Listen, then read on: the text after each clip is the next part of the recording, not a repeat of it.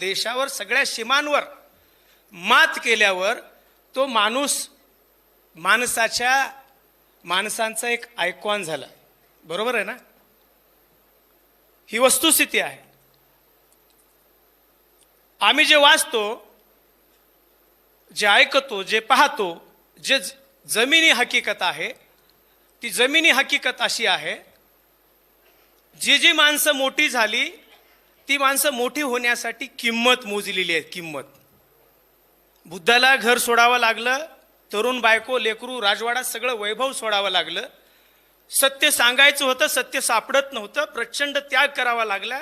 अतिशय अवघड अशा प्रकारच्या यातना सहन कराव्या लागल्या. आणि तेव्हा कुठं समजलं, अनेक गुरु केल्यानंतर आता हे उपवास तपास करण्यामध्ये काही फायदा नाही, जरा एका ठिकाणी शांत बसू. आणि जेव्हा शांत बसले बुद्ध, तेव्हा जे काही त्यांना प्राप्त झालं, मी म्हणेन ते खऱ्या अर्थानं चिंतन होतं. महाराष्ट्रातल्या पुढारलेल्या, स्वावलंबी झालेल्या, सामर्थ्य आलेल्या, बाबासाहेबाचा वारसा सांगणाऱ्या, बुद्धाचा वारसा सांगणाऱ्या, सगळ्याच प्रकारच्या चळवळीचं नेतृत्व करणाऱ्या, मंडलच्या अंमलबजावणीसाठीचं नेतृत्व असेल, अन्याय अत्याचाराच्या विरोधातला नेतृत्व असेल, सामाजिक न्याय प्रस्थापित करण्यासाठी ज्या ज्या गोष्टी कराव्या लागल्या, त्या सगळं नेतृत्व करणाऱ्या माझ्या भावांना, माझ्या भावंडांना माझं एक नम्र निवेदन आहे. पाठीमागं केवळ मांगच राहिला नाही हो, पाठीमागं बेहतर आहे, पाठीमागं ढक्कलवार आहे, पाठीमागं बुरुड आहे, पाठीमागं अनेक ज्या गावगाड्यामध्ये आणि शहरीकरणामध्ये त्या जातीचं अस्तित्वच नाही. 59 जाती आणि छत्रबंदी उठल्यामुळे विदर्भातला कैकाडी सुद्धा अनुसूचित जातीमध्ये आलाय. अशा अनेक जाती आहेत. त्या जातींकडं बुद्धाच्या दृष्टिकोनातून तुम्ही पाहणार आहात की नाही? बाबासाहेबाच्या दृष्टिकोनात तुम्ही पाहणार आहात की नाही? शाहू महाराजांच्या दृष्टिकोनातून तुम्ही पाहणार आहात की नाही? आणि जर मग तुम्ही पाहणार नसाल, माझा प्रश्न आहे, अगदी नम्रपणाने विचारतो, तुम्हाला बुद्धाचा आणि बाबासाहेबाचं नाव घ्यायचा अधिकार आहे का? बुद्ध त्याग करतात, बाबासाहेब त्याग करतात, तेव्हा आमचे ते मुक्तिदाते होतात, आम्ही तेव्हा माणसात येतो. आता समाजाच्या मुख्य प्रवाहात यायचं आहे, समाजाच्या मुख्य प्रवाहात आणायचं आहे. ती जबाबदारी आपल्या खांद्यावर आहे. कशासाठी विरोध होतोय? काय आधार आहे? अतिशय विवेचन व्यवस्थित डॉक्टर गोतावळे करत होते. ते डॉक्टर BMS आहे आणि अभ्यासक आहे 15-20 वर्षापासून. ते कोणाच्या तरी द्वेषातून, कोणाच्या तरी फितवणीनं, अगदीच आगाऊपणे बेजबाबदार पद्धतीचं संशोधन करून ते बोलत नाहीत, मांडत नाहीत. ही वस्तुस्थिती आहे. बरं, यांना कोणाची फंडिंग नाही. आम्ही जे उभे आहोत ना, बाबासाहेबाच्या ऊर्जेवर उभे आहोत. आम्हाला कुठलीच ऊर्जा जगातली उपयोगाला आलेली नाही. मग ती धार्मिक असेल, अजून कुठली असेल. आणि ही ऊर्जा प्रामाणिक आहे, ही ऊर्जा अतिशय नीतिमान आहे, अतिशय ताकद तिच्यामध्ये आहे. त्याच्यामुळे हजारो पिढ्या गुलामगिरी सहन केलेला समाज उभं टाकलाय. आणि ती ऊर्जा घेऊन उभं टाकत असताना, सामाजिक न्यायाची बाजू मांडत असताना, तुम्ही त्याला गैर ठरवता, तुम्ही त्याला असंविधानिक ठरवता, तुम्ही त्याला अव्यावहारिक ठरवता, तुम्ही त्याला बाबासाहेबाच्या विरोधातली भूमिकेचं ठरवता. कोणी अधिकार दिलाय तुम्हाला? कोण दिलं सर्टिफिकेट तुम्हाला? बाबासाहेबांनी सर्टिफिकेट दिलं आहे? प्रमाणपत्र तुमच्याकडे काय नाही? हे चुकीचं आहे. चुकीचं, जे चुकीचं आहे त्याला चुकीचं म्हणा. तो खरा आंबेडकर वादाचा सार आहे. जे सत्य आहे त्याला सत्य म्हणा. हे बुद्धाच्या तत्वज्ञानाचा सार आहे. आणि हेच आज आम्हाला अभिप्रेत असताना त्याची वानवा दिसते. ही सगळ्यात मोठी शोकांतिका म्हणायची याला नाही. हे षड्यंत्र आहे, षड्यंत्राचा भाग आहे. याला शोकांतिका म्हणून कुठेतरी त्या कोणाच्या तरी माथी नका मारू, माथी नका मारू. काय भोगलं नाही मांगांनी? का भोगलं नाही अनुसूचित जातीमधल्या सगळ्या लोकांनी या व्यवस्थेचे अत्याचार? त्यांचं माणूस पण नाकारलेलं नाही. आणि त्यांचं माणूस पण नाकारलेले असेल तर त्यांना मानवी अधिकार बहाल करण्याचं काम बाबासाहेबांनी केलंय. ते त्यांच्यापर्यंत जाता कामा नये. बरं, वर्गीकरणाचा विरोध करत असताना तुमच्याकडे संवैधानिक काही फॉर्म्युला नाही. तुम्ही असंही म्हणत नाही आता आम्ही थांबतो. राहू द्या वर्गीकरण बाजूला. आता आम्ही थांबतो. जे पाठीमागे राहिल्यात त्यांना पुढे घेऊन या. आहे तयारी? आहे नैतिकता? मेश्राम सर, मी तुम्हाला हात जोडून नम्र विनंती करतो, ह्या चिंतन परिषदेतून महाराष्ट्राला एक प्रामाणिकपणाने संदेश द्यायचा आहे. प्रामाणिकपणाने. बडोले सर बौद्ध, मेश्राम सर बौद्ध, आता बोललेले सर बौद्ध, अजून कोणी असतील ते बौद्ध. हे अभ्यासक म्हणून वर्गीकरणाचा विरोध करतायत, जातीचे म्हणून वर्गीकरणाचा विरोध करतायत, मंत्रिपदावर राहून सुद्धा वर्गीकरणाचा विरोध करतायत, कुलसचिव पदावर असलेले लोक सुद्धा विरोध करतायत. कृपया प्लीज करून मी तुमच्या पायावर डोकं ठेवून विनंती करतो. मी हे बोलू लागलो ना, व्यक्ती द्वेषातून नाही, जात द्वेषातून नाही, काहीतरी मला तुम्हाला ब्लेम करायचंय म्हणून नाही. अहो आम्ही जळतोय अक्षरशः. कशामध्ये? या व्यवस्थेच्या चक्रामध्ये. कसं? तुम्ही म्हणताय बौद्ध झाले नाही म्हणून आमच्या होणाऱ्या वेदना किती आहे ते आम्हाला माहित आहे. आणि आम्हाला दुसरीकडे लोक काय विचारतात माहित आहे? मी डॉक्टर रामचंद्र भरांडे. दुसरा प्रश्न असतो, तुम्ही कोण? त्यांना काय अपेक्षा असते माहित आहे? तू कोण्या जातीचा आहेस हे अपेक्षित असते. तू कोण्या जातीचं हे अपेक्षित असते. आणि मग आमची काय सस्य होलपटात होत असेल? कोणत्या लाज वाटते जात सांगायची, आणि जेव्हा जात सांगायची लाज वाटते, मी कोण्या तोंडाने सांगू की मी हिंदू आहे म्हणून? कोण्या तोंडाने सांगू मी हिंदू आहे म्हणून? आणि तुम्ही हिंदूचा ब्लेम, हिंदूचा काय शिक्का या समूहाच्या माथी मारण्याच्या कामामध्ये आघाडीवर जर निघाला असाल तर हे बाबासाहेबाला अपेक्षित असलेलं काम आहे का? बाबासाहेब एका भाषणांमध्ये म्हणतात, मला पोरगी असती तर मी मांगाना दिली असती. आपण गाणे काय वाजवतो? बाबासाहेब काय महाराजचं पोरग बामणाचं जावई झालं. बाबासाहेबाचा अजेंडा काय होता? मला पोरगी असली तर मी मांगाना दिलो असतो. त्या अजेंड्यावर काम झालं का? वर्गीकरणाचा प्रश्न उपस्थित झाला असता. आता सर म्हणाले कोणीतरी कोणामध्ये सोयरीक होते. पहिलं साधनं नव्हते, मर्यादा होत्या, सगळ्याच गोष्टी होत्या. एकाच 10-20 खेड्यामध्ये लग्न व्हायचे. आजी बी तिथलीच, माय बी तिथलीच, बायको बी तिथलीच, बहीणही तिथलीच, सगळे नातेवाईक. गुताडा सगळा होता तिथं. साधनांचा अभाव होता, सगळ्या मर्यादा होत्या. आता नागपूरचं पोरग मांगाचं नांदेडच्या पोरीला हॅलो म्हणते फेसबुक व्हॉट्सअपवर. कशामुळे? स्टेटस. डॉक्टरला डॉक्टर, इंजिनियरला इंजिनियर, प्राध्यापकाला प्राध्यापक. ह्या गोष्टी होत आहेत. याच्याकडे आपण कसे बघणार आहात? कोणाचा वर्ग तयार होतो? एका लेवलच्या लोकांचा वर्ग तयार होतो. डॉक्टर झालेलं पोरग ऊस तोडणाऱ्या माणसाची पोरगी करून घेत नाही. भला तो माईचा भाऊ असला तरी चालेल. सख्या मामाची पोरगी करून घेत नाही. ही वस्तुस्थिती आहे. आणि या वस्तुस्थितीकडे पाहत असताना माझं तुम्हाला नम्र निवेदन आहे, अनेक गोष्टी बोलायच्या आहेत, वेळेची मर्यादा आहे. आणि या सगळ्या परिस्थितीमध्ये बाबासाहेब शाळेतून आले, 10वी पास झाले, केळुसकरांना गोष्ट समजली, केळुसकरांनी बाबासाहेबाचा सत्कार केला. तो निरोप शाहू महाराजांकडे गेला. शाहू महाराज वस्तीमध्ये टांगा घेऊन येतात आपल्या राजवाड्यासहित, याच्यासहित तामझाम के साथ येतात शाहू महाराज. बरोबर आहे. शाहू महाराजांचा काय दृष्टिकोन होता? सयाजीराव गायकवाडांचा काय दृष्टिकोन होता बाबासाहेबांना मदत करण्याच्या पाठीमागं? ओळख करून देण्यामध्ये केळुसकरांचा काय उद्देश होता? आणि तोच उद्देश आता का राहू नये? आरक्षणाच्या वर्गीकरणाच्या अनुषंगानं या पातळीवर का चिंतन होत नाही आपलं?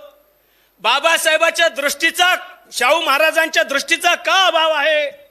आपण वरचेवर जात्यांध होत चाललोत, वरचेवर अधिक आणि अधिक स्वार्थी होत चाललोत. तेव्हा जेव्हा आपण माणसं जात्यांध होतात, स्वतःवर प्रेम करतात, तेव्हा पाठीमागे राहिलेल्या भावाच्या विषयीची करुणा त्याच्या मनातली काय झालेली असते? आटलेली. आणि जेव्हा आमच्या मनातली करुणा आटलेली असते तेव्हा आमच्यातला मानवतावादी दृष्टिकोन संपलेला असतो.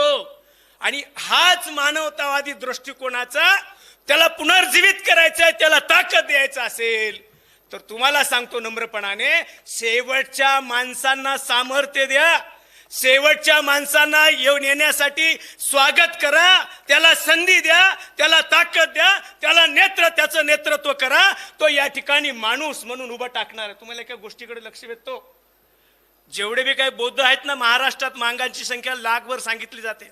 कोण आहेत ते? कोण आहेत? सगळ्यांचे पोट भरलेले लोक आहेत ते. कोणते कसले पोट भरले? आरक्षणातून नोकरीला आले, नोकरीत आल्याच्या नंतर त्यांना वाटलं मला या व्यवस्थेचा भाग बनायचं नाही, मला बाबासाहेबांच्या बुद्धाच्या विचारानं पुढे जायचं आहे, ही माझी नैतिक जबाबदारी आहे, म्हणून तो बुद्ध झालेला आहे.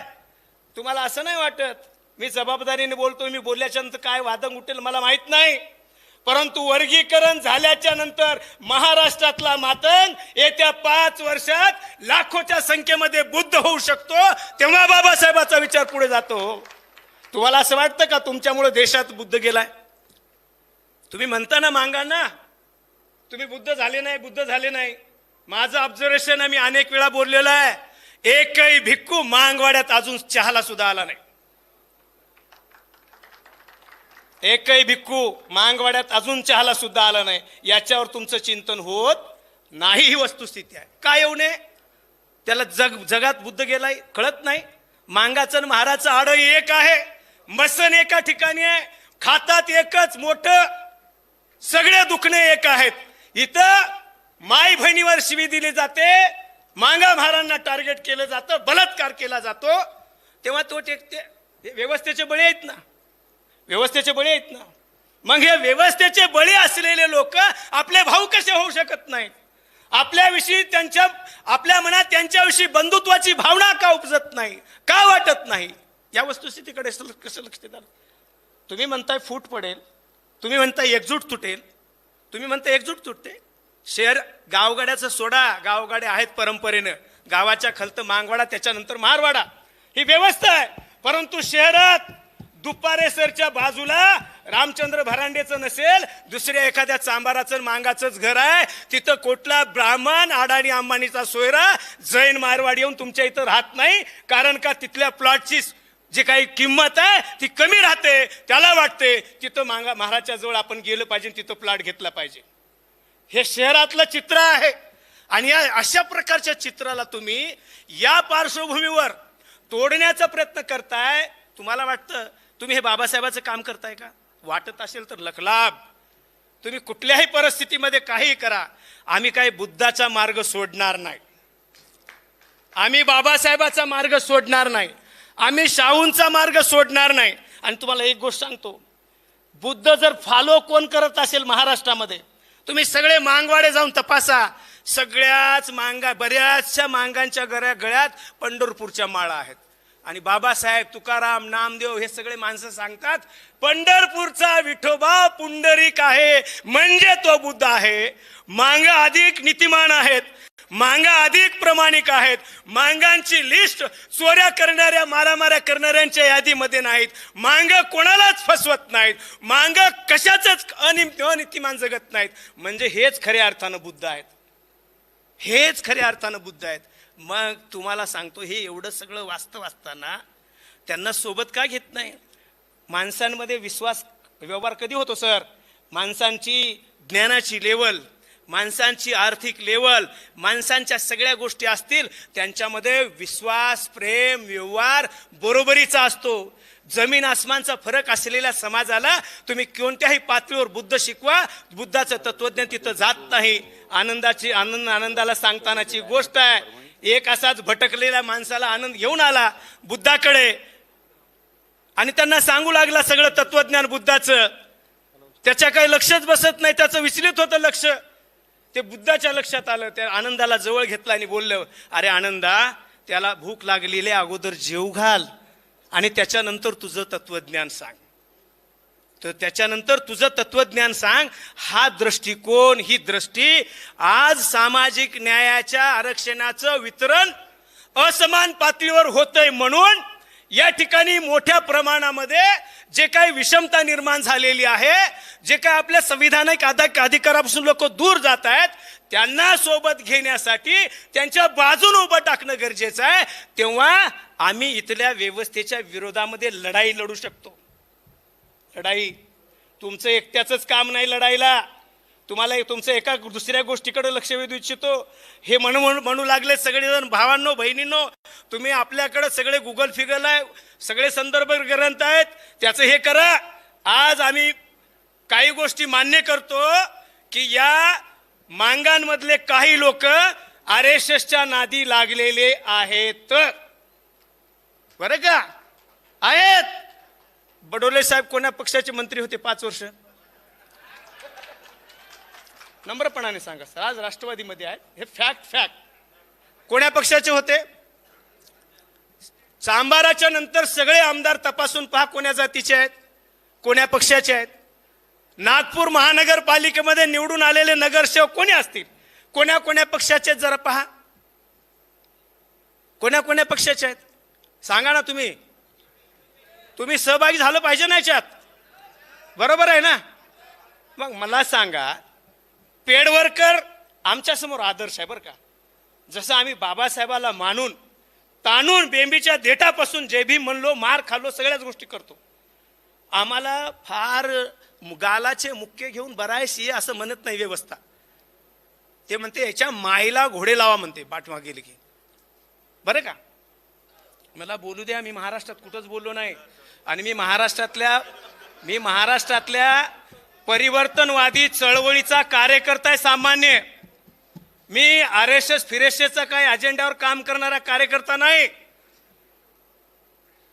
आणि जबाबदारीनं बोलतो, माझा मुक्तिदाता बाबासाहेब आंबेडकर आहे. मी बाबासाहेबाचाच बेनिफिशरीज आहे. माझ्या तालुक्याच्या बाजूला, मी बिलोली तालुक्यातला आहे, त्या हेडगेवारचं गाव कंदकुर्ती आहे.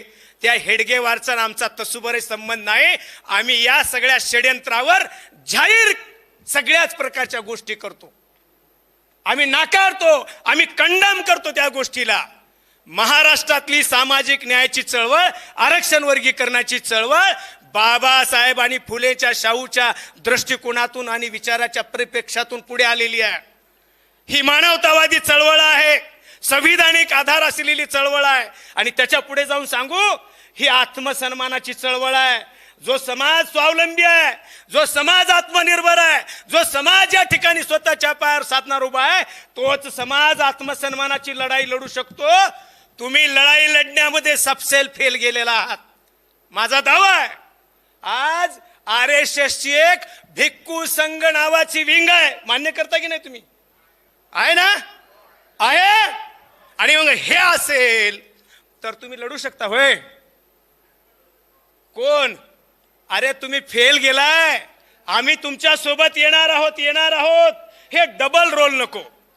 डबल रोल कधीच उपयोगाचा नसतो सामान्य भावांनो. स्पष्ट रोल पाहिजे, स्पष्ट रोल. थोडा आटोप घ्या कारण वेळ झालाय, प्लीज जरा.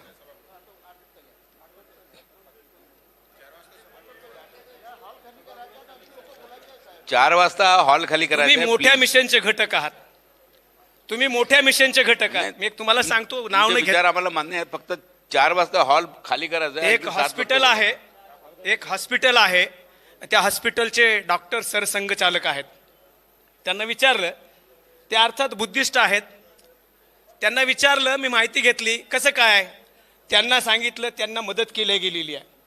आणि मग बापू काय करतोस तू, तुला डॉक्टर होण्यासाठी कोणी मदत केली? यांनी मदत केली. आणि म्हणून माईच्या शब्दाखातर मी संघामध्ये आहे. ओके. आणि एका मांगाला सुद्धा विचारलं बरं का, अलीकडे तो RSS मध्ये गेला.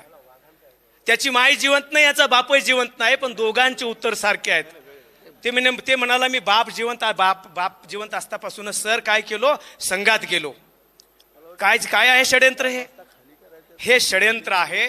आणि म्हणून तुम्हाला असं वाटतंय ना, वर्गीकरण करून मांगांना काय करायचं आहे, भाजपला आपला हस्त गुलाम बनवायचा आहे. मान्य करा थोड्या वेळासाठी, परंतु भिक्खू संघ हाताशी धरून त्यांना काय करायचं आहे हे तुमच्या लक्षात आले का? तुम्हाला तुम्ही भाव नका देऊ दादा. तुम्ही कोणी आम्ही भाव देत नाही, तुम्ही कोणी भाव Please, देत नाही. please, please जरा, आम्ही please. भाव देत नाही, तुम्ही कोणी भाव देत नाही. आपल्याला परंतु संवाद करायचा आहे. आपल्याला गुलाम करण्याचं षड्यंत्र मोठ्या पातळीवर सुरू आहे.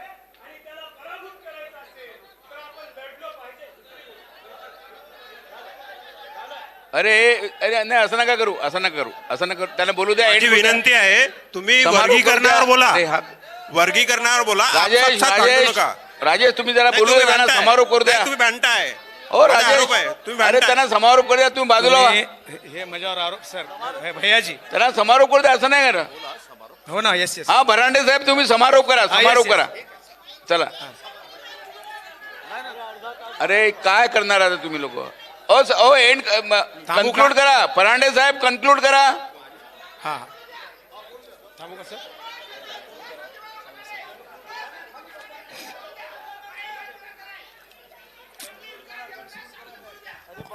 हॅलो, अहो हॉल एक मिनिट, हॅलो, तुम्ही जागेवर बसा जरा. ऑलरेडी बोललेले आहे. तुम्ही जागेवर बसता.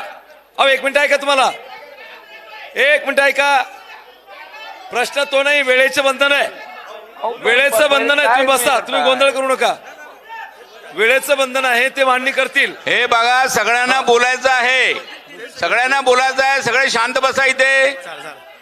झाला भरांडे साहेबांना ऑलरेडी 25 मिनिटं बोललेले आहेत, त्यांना आणखी बोलू द्या. दोन समारोप ऐका, करा, please कन्क्लूड ऐका. करा. भरांडे साहेब वाद करून होऊन राहिला इथे. झालं कन्क्लूड करा. सर, मला काय म्हणायचं, असं नाही ना. ऐका ना, तुम्ही काय केले मेश्राम साहेब, जेव्हा गोतावळे बोलले ना, तुम्ही स्पष्टीकरण दिले. त्यांनी जे बोललं होतं ना, तुम्ही काय म्हणले? वैधानिक अरे, तुम्ही वैधानिक conclude करा ना, वर्गीकरणाला माझा conclude support करा ना आहे. आता. ओके, हा असू द्या. हा. आणि तुम्ही उठून म्हणले हे की आमचा विरोध आहे. हा विरोध आहे. बरं, विरोध करा, काही हरकत नाही, बाबासाहेबांना दिलेला अधिकार आहे. परंतु तो विरोध छोटे भाऊ इकडे या, छोटे भाऊ इकडे या प्लीज. हा बरं का, मला या महाराष्ट्रातल्या बौद्ध आणि मातंग बांधवांना माझी विनंती आहे.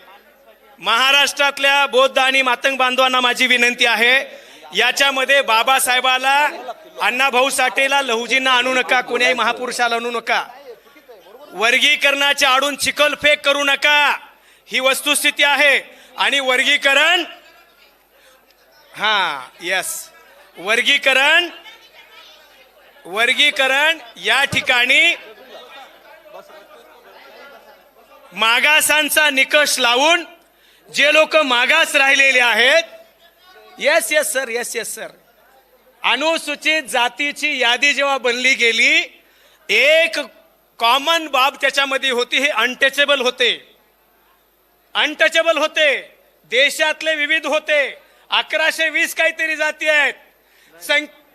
देश पातळीवर कमी अधिक संख्या त्यांची आहे, परंतु हा जातींचा समूह आहे, जातींचा, एका जातीचा नाही. अनुसूचित जातींचा समूह आहे. आणि या अनुसूचित जातीच्या समूहाचे वेगवेगळे कंगोरे आहेत, वास्तविकता आहे. आणि त्या वास्तविकतेकडे आपण सगळं उघड्या डोळ्यांनी पाहावं, मानवतावादी दृष्टिकोनातून पाहावं, वाटलंच तर, गरज वाटलीच तर बाबासाहेबाच्या दृष्टिकोनातून पाहावं. बाबासाहेब एका ठिकाणी म्हणतात, जी जात कमजोर राहिली, भले ती अल्पसंख्याक असेल, तिला बरोबरीला आणायचं असेल, संख्येचा विचार करू नका, अधिकचा वाटा तिला द्या. हे बाबासाहेबाचा दृष्टिकोन या वर्गीकरणाच्या चळवळीचा एक मूळ बेस असला पाहिजे. आणि तो असावा. या बाबतीतलं चिंतन, या चिंतनावर आपल्या सर्वांचं एकमत व्हावं. आणि जे काही सामाजिक न्यायापासून दूर असलेले लोक आहेत, ते जवळ कसे येतील, त्याच्याशिवाय दुसरा कुठला फॉर्म्युला नाही वर्गीकरणाशिवाय. ती गोष्ट आपण सगळ्यांनी करूया. आणि मी परत एकदा जाहीरपणे नाकारतो, आम्ही बाबासाहेबांचे, फुले शाहूंचे, लहूंचे वारसदार आहोत, लाभार्थी आहोत. आम्ही फुले काय त्याचं हेडगेवार आणि गोळवळकर आम्ही निश्चितपणानं यांना शत्रू मानत आलोत, शत्रू मानत राहू आणि त्यांचं षड्यंत्र शत्रूचं उद्ध्वस्त करण्यासाठी परत एकदा काल पोचीराम कांबळेंची बाई वारली, तिला मी शब्द सुमनाने श्रद्धांजली वाहतो आणि या व्यवस्थेला गाडून टाकण्यासाठी, मनुवादी व्यवस्थेला गाडून टाकण्यासाठी, आमचा बळी देण्यासाठी आम्ही पहिल्यांदा पुढे